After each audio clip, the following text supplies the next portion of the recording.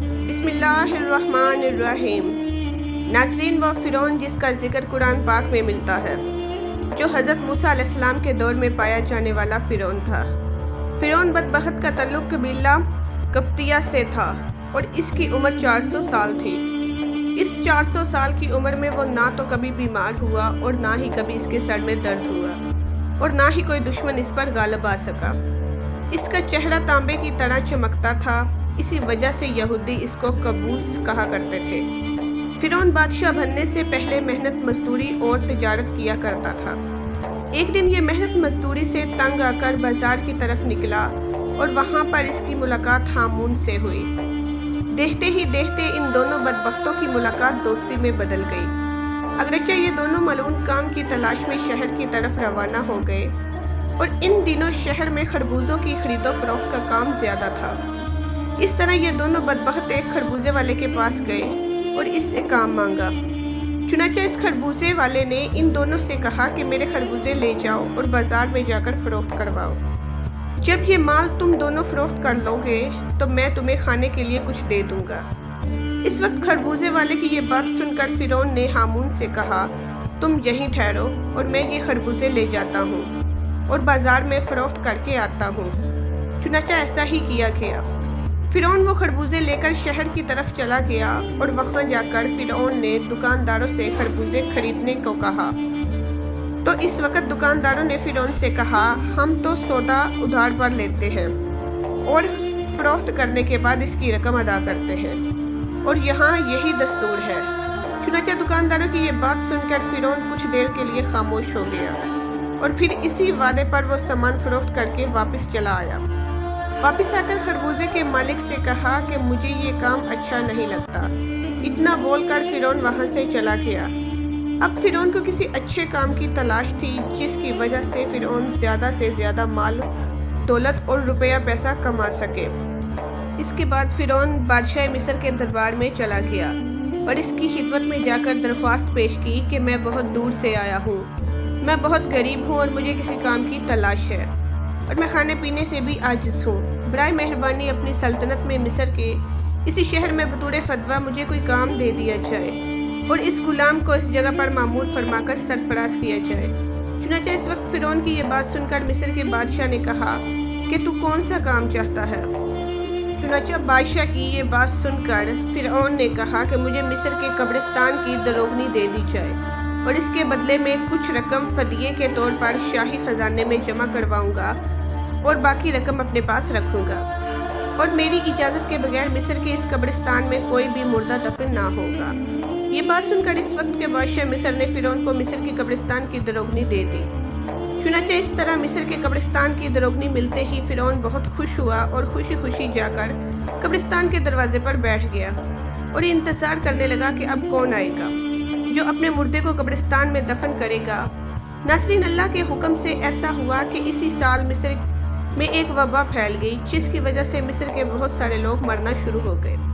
فرعون نے جب یہ دیکھا تو اس نے ہر لاش کے بدلے ان کے وارثوں سے ایک ایک سونے کے درہم لینا شروع کر دیا اور اس کے بعد کچھ ہی دنوں میں فرعون کے پاس بہت ساری دولت جمع ہو گئی اور فرعون امیر ہو گیا۔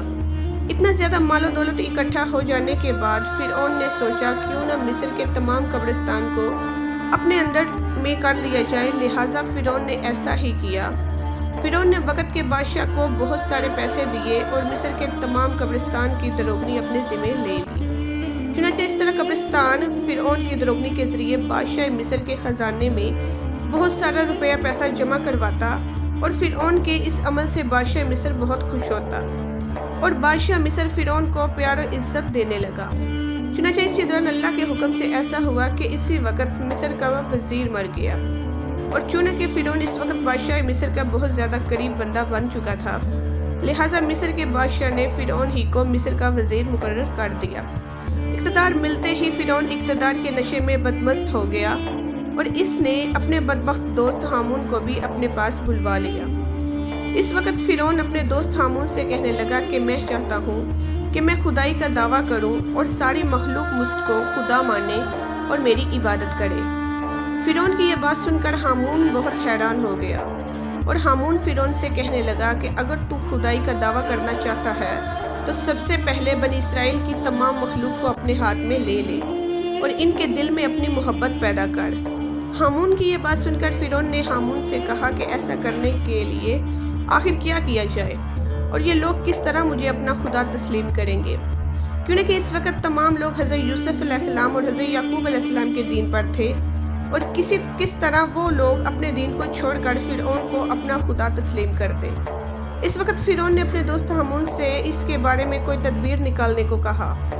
فرعون کی یہ بات سن کر ہامون کچھ دیر کے لیے سوچتا رہا اور پھر یہ تدبیر نکالی کہ بادشاہ مصر سے یہ درخواست کی جائے کہ میں چاہتا ہوں کہ مصر کے تمام لوگوں کی تمام تر خواہشات مفت میں پوری کی جائے اور ان لوگوں کے تمام تر اخراجات میں اپنی جیب سے ادا کراؤں گا، اور جو لوگ جو چیز بھی حاصل کرنا چاہیں وہ مفت میں حاصل کر سکتے ہیں۔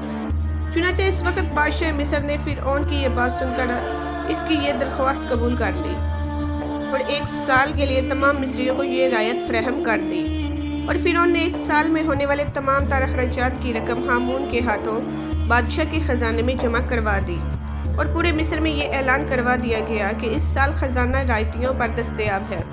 ہم نے اپنی طرف سے تمام تر اخراجات کی رقم بادشاہ مصر کے خزانے میں جمع کروا دی ہے، اور مزید 2 سال کے اخراجات کی معافی کے لیے ہم نے دربار اعلیٰ میں درخواست بھی کی ہے اور وہ بھی قبول ہو جائے گی۔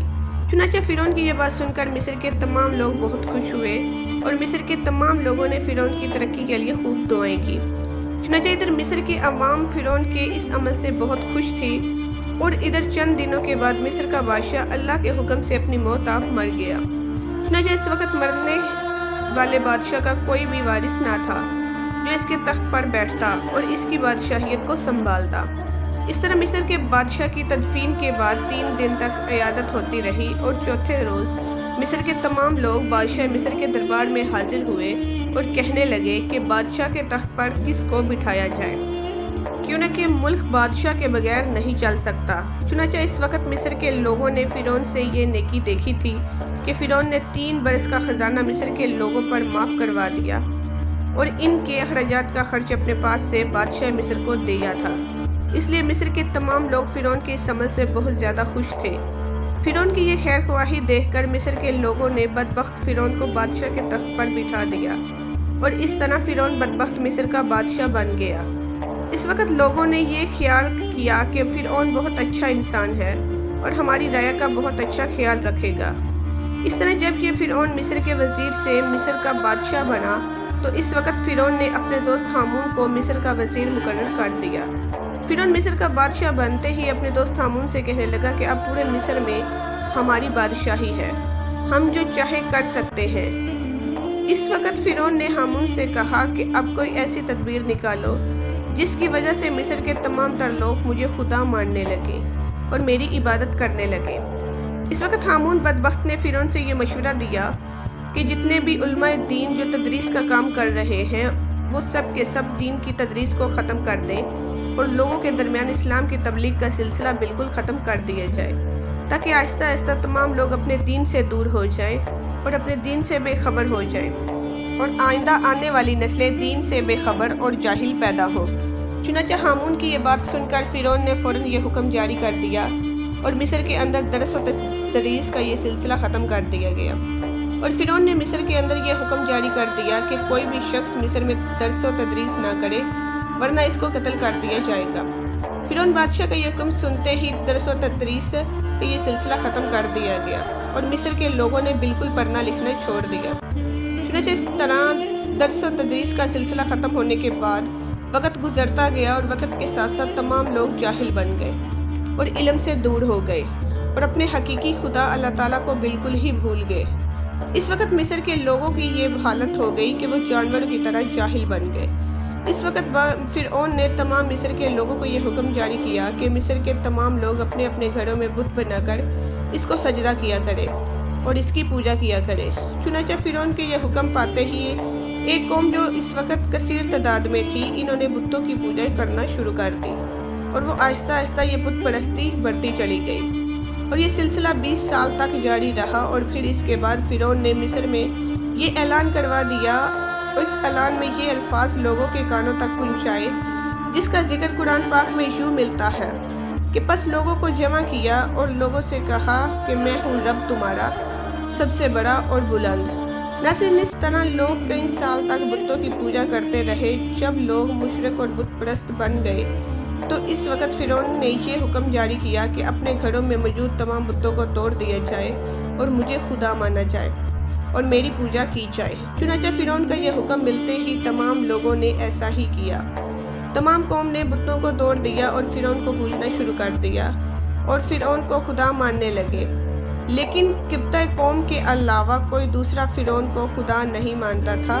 قبطی قوم واحد ایسی قوم تھی جو فرعون کو اپنا خدا مانتی تھی، اور باقی تمام لوگ اللہ کی وحدانیت پر یقین رکھتے تھے اور اللہ تعالیٰ کو اپنا خدا مانتے تھے۔ اس وجہ سے فرعون قبطیوں پر بڑا مہربان تھا اور بنی اسرائیل کے مسلمانوں پر طرح طرح کے ظلم و ستم کیا کرتا تھا، کیونکہ بنی اسرائیل کی قوم حضرت یوسف علیہ السلام کے دین پر تھی۔ اس وجہ سے تو فرعون ان پر ظلم کرتا تھا۔ فرعون تاریخ میں وہ ظالم بادشاہ گزرا ہے جس نے خدائی کا دعویٰ کیا تھا، جس کے ظلم کی داستان سے تاریخ کے اوراق بڑے بڑے ہیں۔ بنی اسرائیل کو غلام بنا کر ان پر بڑے ظلم ڈھائے گئے۔ باندی اور اپنی بیوی حضرت آسیہ علیہ السلام پر ظلم کے پہاڑ توڑ کر ان کو شہید کر ڈالا گیا۔ آخرکار اللہ تعالیٰ نے اس کو اس کے تکبر کے ساتھ دریائے نیل میں غرق کر دیا اور اس کی حکومت کو نیست و نابود کر کے تہس نہس کر ڈالا، اور رہتی دنیا تک کے لیے اس کو عبرت کا نشان بنا کر یہ ثابت کر دیا کہ تکبر کا انجام صرف اور صرف بربادی ہے۔